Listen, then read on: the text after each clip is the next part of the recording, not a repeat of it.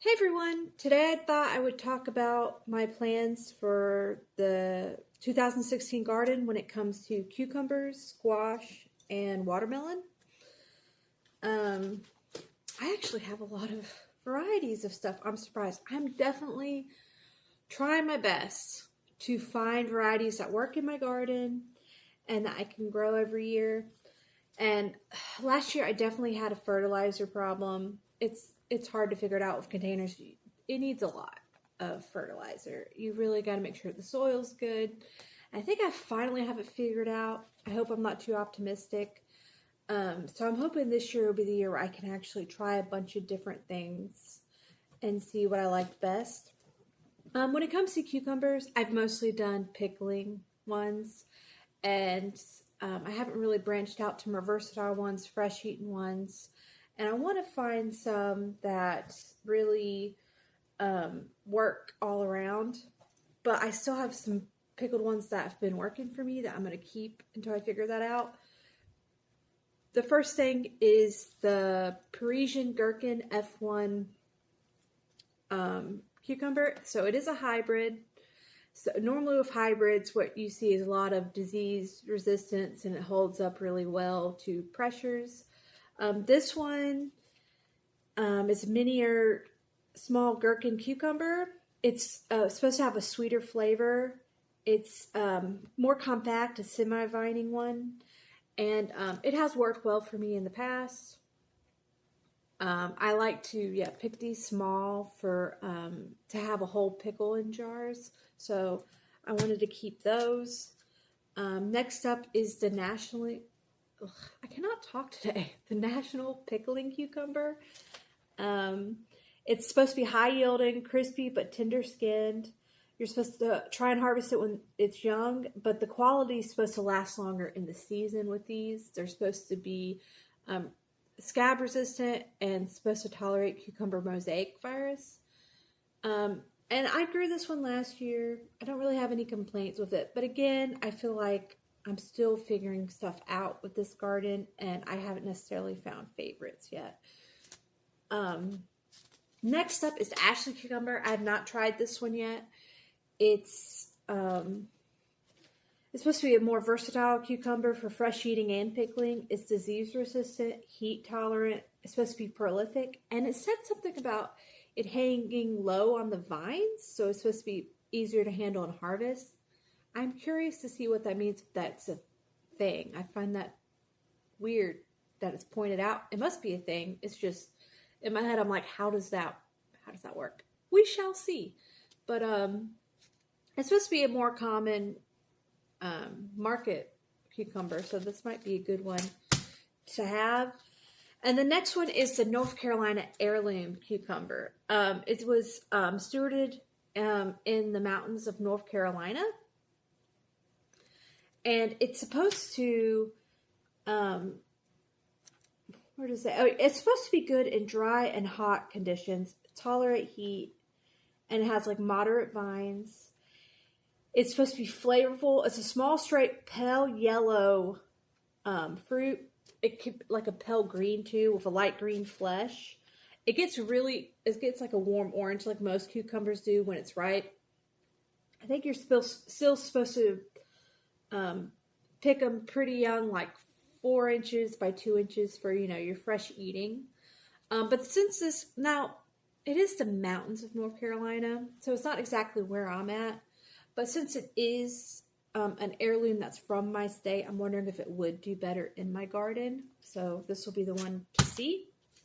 And last up is I guess it is a melon.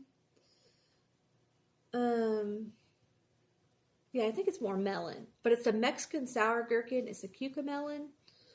I have grown it before. It was very prolific in my garden. I did not grow it last year because I was like, kind of tired of it. And I grew more of the, what are they called? Because I mostly snack on these. So in my garden, the other thing I really snack on when I'm just out there is the ground cherries. That's what it is. And last year I had so much ground cherries because I didn't grow these. And I was like wanting to try out the ground cherries. that I got tired of the ground cherries. I ended up had plenty that I ended up not doing anything with. So I'm not doing anything with that this year because it's not something that's popular in my house to where everyone's going to be eating on it. Those kind of stuff like this is stuff that I'm going to be snacking on. Or like if I'm going somewhere, it's fun stuff to have like on the table for people to pick, like with a charcuterie board and stuff. I know some people do pickle this. Maybe I'll try that this year. But I'm wanting these back in the garden. They are like the size of a grape. They look slightly like mini watermelons. And they taste like a cucumber, but maybe a little more sour, I guess, a little more tang to them. And in the heat, they actually seem to do better than cucumbers in the heat. So I'm bringing these back. And next up is my squash. Now, the squash. Where I'm at, of course, Southeast United States, the squash vine borer and squash bugs are very prolific. My first year, I got a couple squash, and then it was just like I was fighting a lost cause. And I have since found out that there is one that is more like not as susceptible to these bugs. It's a Cucurbita machata winter squash varieties, think butternut varieties. They seem to be resistant. And last year I just grew them. Now I did have a great year last year. I did get a couple Gouda cheeses. But I did not have squash bugs and squash vine borer issues. Did not have any issues with that last year. And so I'm definitely bringing that back. I'm hoping with my fertilizer being better, like having this confidence going in with my soil, I think this year could be the year where I actually get a bunch to look and see which does best in my garden. Of course, there's still disease pressure and, that I have to go up against. But I'm thinking if I do those and if I do... I planted Dara, which is in like the carrot family. It's a flower near them. It was supposed to bring beneficial pests to it to help. And I also did I did white icicle radishes. I'm not saying that both those things necessarily work, but I did those last year and I didn't have an issue. So I'm going to continue to do that this year with the squash. So first up is the... Black Futsa squash. It's a Japanese variety. It's supposed to be flavorful, and the skin is thin and edible, and it matures from a gray blue to a warm orange, and the flesh is orange as well. It's supposed to be delicious. It stores for like a good 5 months, and it has like the wrinkly flesh on them, which I thought would be cool because honestly, these are probably the closest I can get to growing. This and cheeses are probably the closest that I can get to growing pumpkins in my yard. So, whoop. Okay, one of my cats decided they wanted to play with the stand. But yeah, this is going to be one of my options, I think, if I want to have something similar to pumpkins. So I wanted to grow this out. In the same vein, I got the Masque de Marque squash. It's a French squash, bell-shaped and similar in size to a butternut squash. It has a creamy interior and nearly stringless, meaty interior. It's creamy, nearly stringless, meaty interior. I cannot talk today. But they also are very warty. I thought they would be very cool to see how they hold up in my garden. And next up is the Zucchetta Tromboncino squash, which I think is also called the Repicante. So if you harvest it young, you can treat it like a summer squash. It's tender and mild, then light green. So very similar to what's in this picture. But you can also have them harvested as a winter squash. They become sweeter and tan and a lot larger.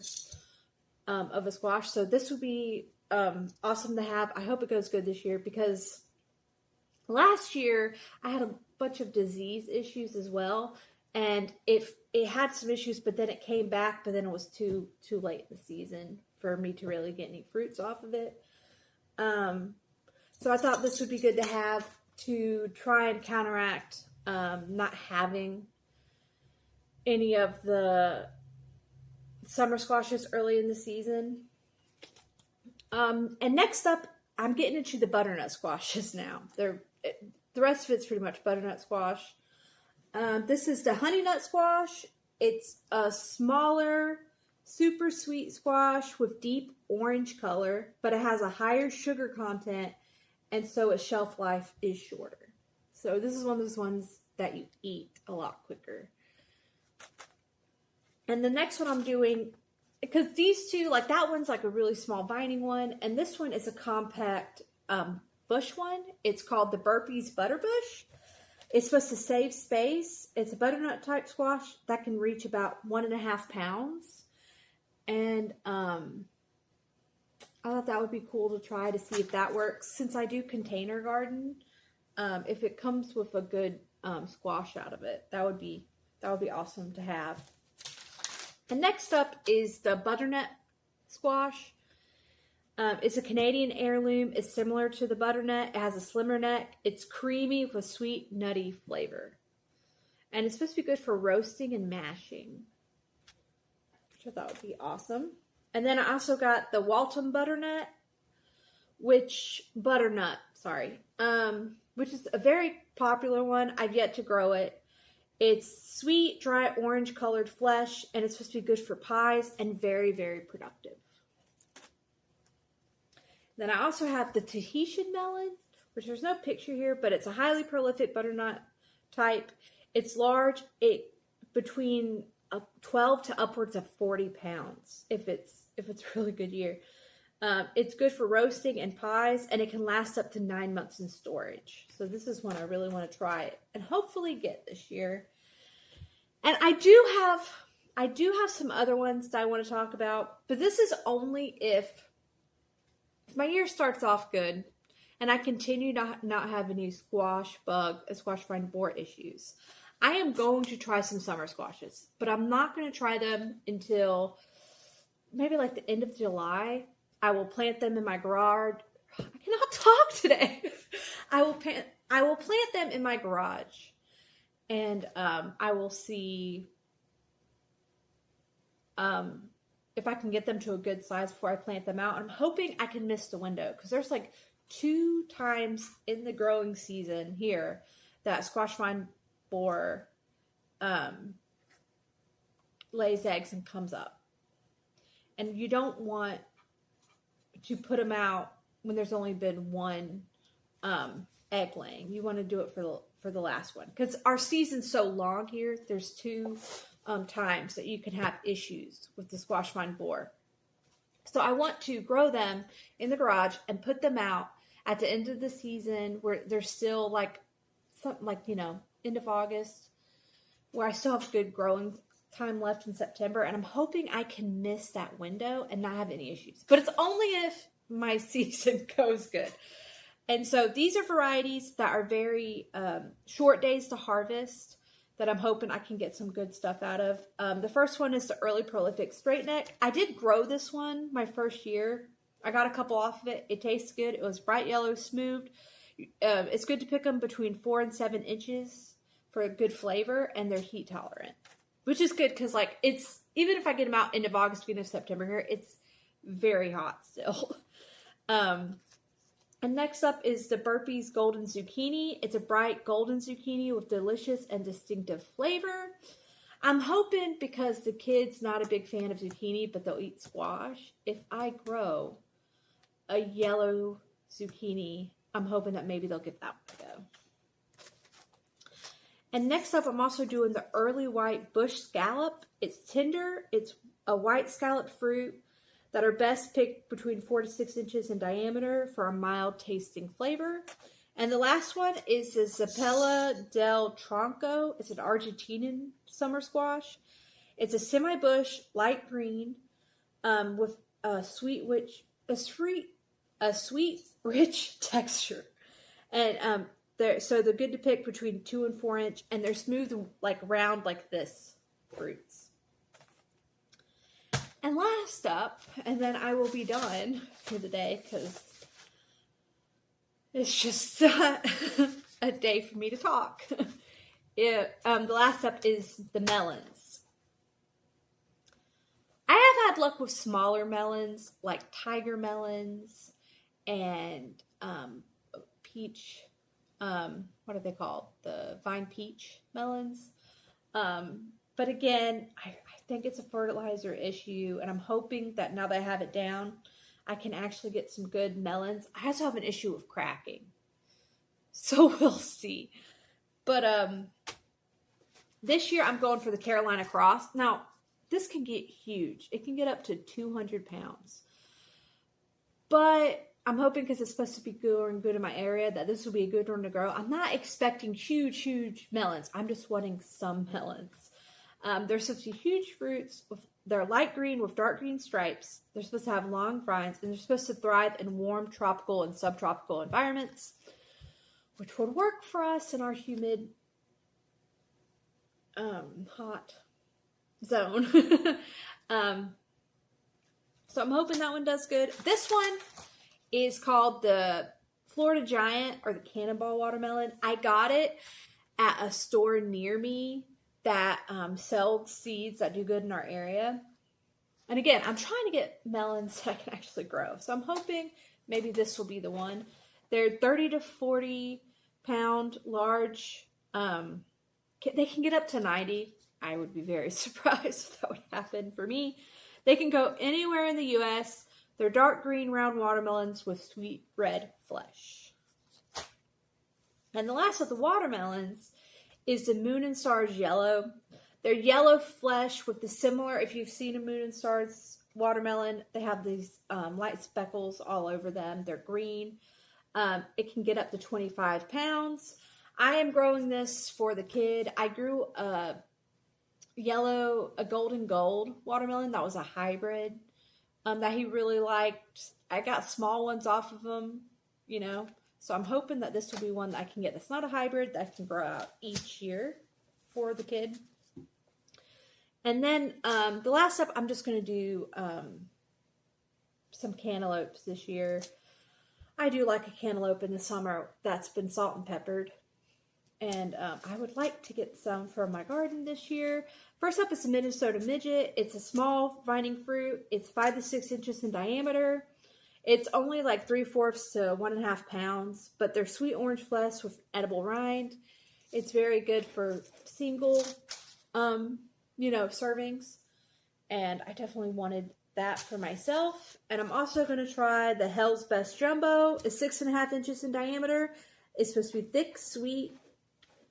A salmon orange flesh with rich aromatic flavor. And thank you for sitting with me this long. That is it for my squash, melons, and cucumbers. And let me know below if there's any varieties that just do wonderful for you, especially if you grow in like big containers or raised beds. It would be good to know what works best for you guys. I am in Zone 8A in North Carolina. So again, that would have some, effects on everything. But thank you guys for watching and sticking with me. And I hope y'all have a great growing season. Bye.